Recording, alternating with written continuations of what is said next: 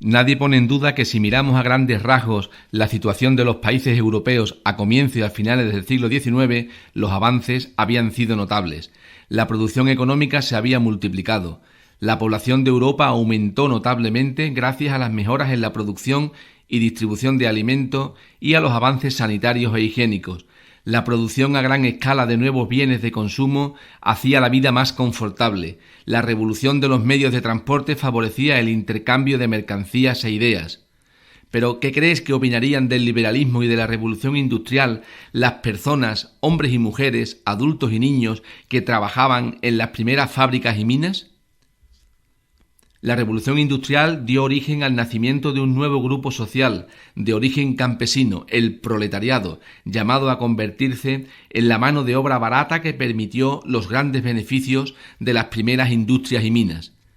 En los inicios de la industrialización no existían leyes ni normas que regularan las nuevas condiciones de trabajo de la clase obrera. El liberalismo económico defendía que el Estado no debía controlar la economía ni imponer normas, dejó que fueran los propios protagonistas, patrones y empleados, los que libremente negociaran salarios, jornadas de trabajo, etc.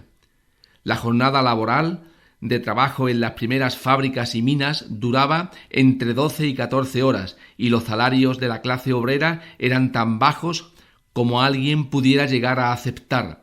El trabajo de los niños era imprescindible para la supervivencia de la familia. Desgraciadamente, los obreros y obreras de los primeros tiempos de la revolución industrial no tenían ningún derecho.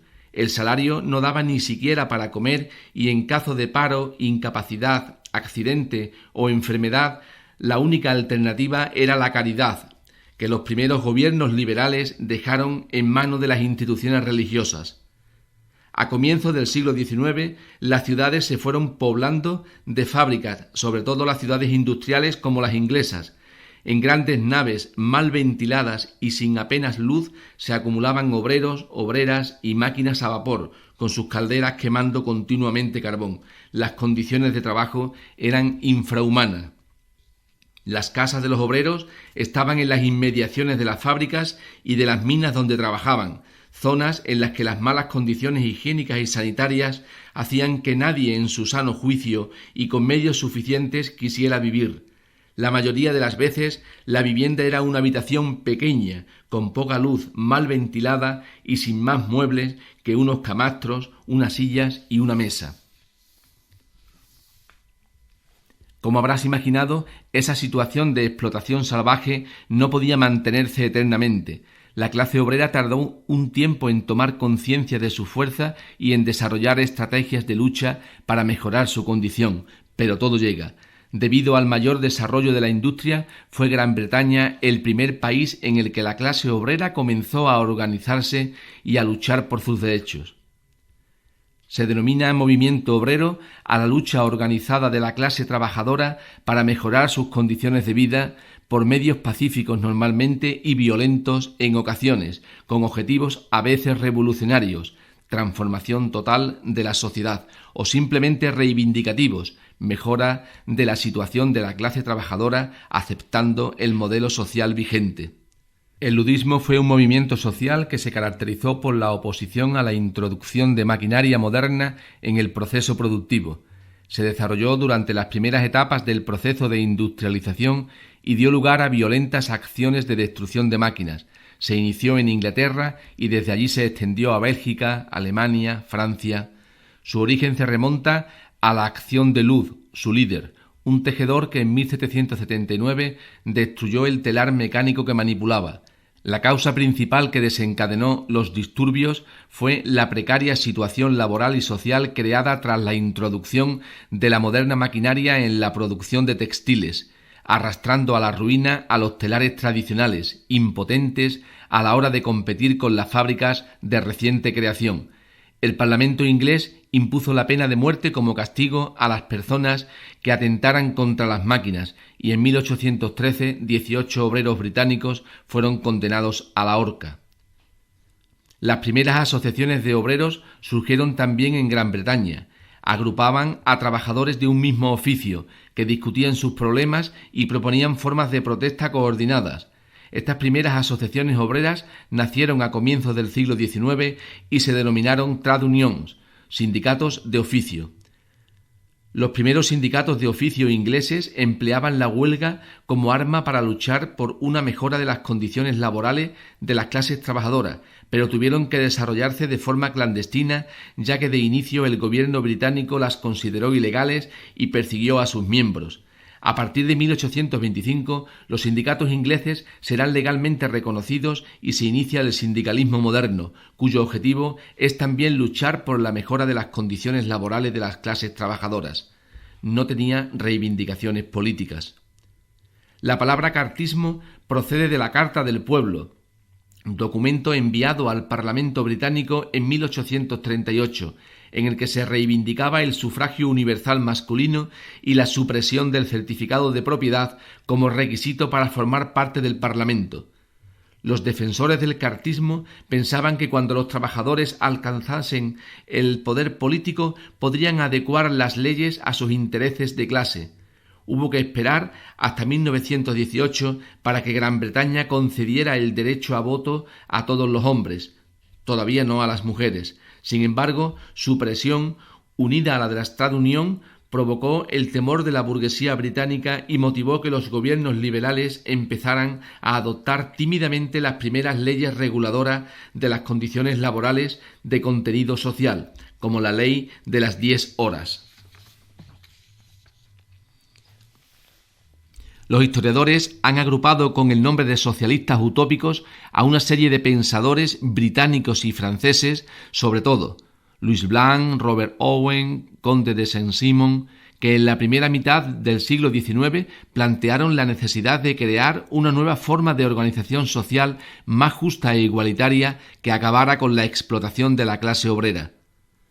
Los socialistas utópicos coincidían en que la propiedad privada de los medios de producción, fábricas, minas, tierras, era la causa de la desigualdad económica.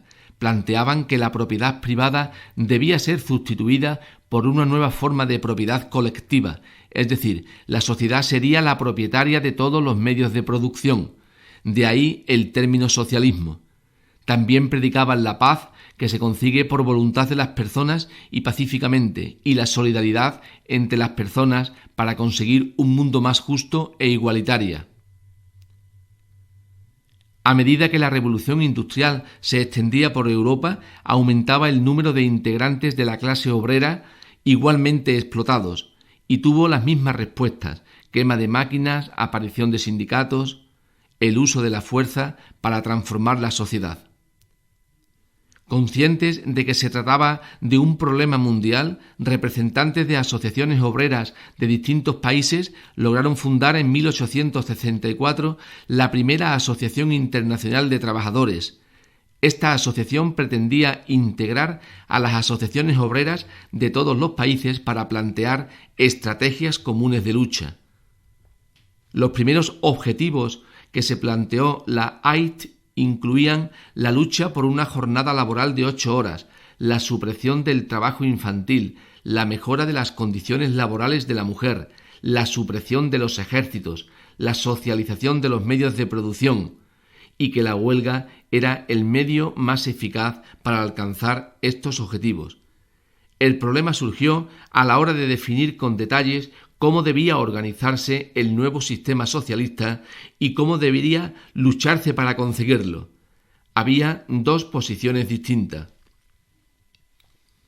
El anarquismo estuvo muy influido por la idea de que el individuo es bueno por naturaleza y es el Estado y sus instituciones quienes destruyen su felicidad. Por este motivo, ningún gobierno ni institución debe tomar decisiones en nombre de los individuos. Su método para destruir el Estado burgués era la huelga general revolucionaria, por lo que rechazaban las elecciones para acabar con el sistema liberal burgués. Proponían una organización social basada en comunas, pequeñas agrupaciones libres e independientes de personas que se autoabastecerían y en las que no existiría la propiedad privada, ni el Estado, ni el ejército, ni la Iglesia. El comunismo coincide con el socialismo en defender la creación de un sistema social sin propiedad privada.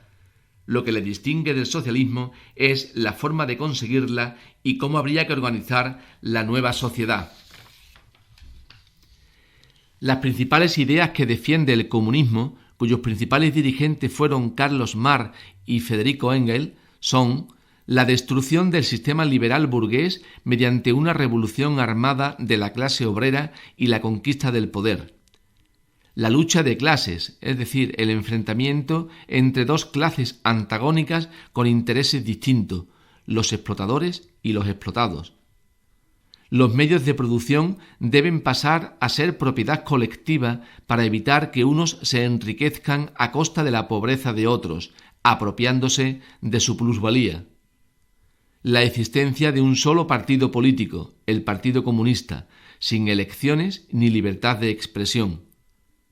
La dictadura del proletariado o el ejercicio del poder por parte de los trabajadores mejor preparados, haciendo uso de la fuerza y la represión para eliminar la propiedad privada de los medios de producción y sustituirla por la propiedad colectiva.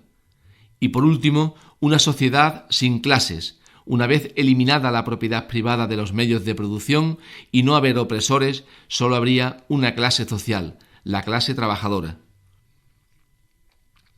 El movimiento obrero internacional quedará definitivamente dividido en tres facciones. Los sindicatos y grupos de inspiración anarquista mantuvieron el nombre de AIT. Los partidos políticos y sindicatos de inspiración marxista que abandonaron la vía de la revolución violenta crearon la llamada Segunda Internacional.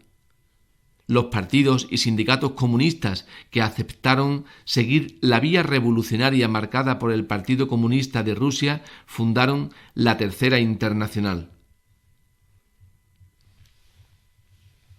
Como hemos visto anteriormente, la revolución industrial llegó a España con cierto atraso respecto a los países más avanzados y con mucha dependencia de las inversiones extranjeras.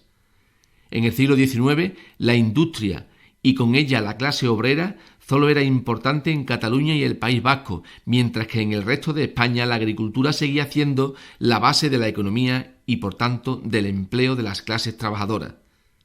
El movimiento obrero español, desarrollado con cierto atraso respecto a los países pioneros de la revolución industrial, va a tener una evolución parecida a la del resto de países europeos. Las primeras manifestaciones de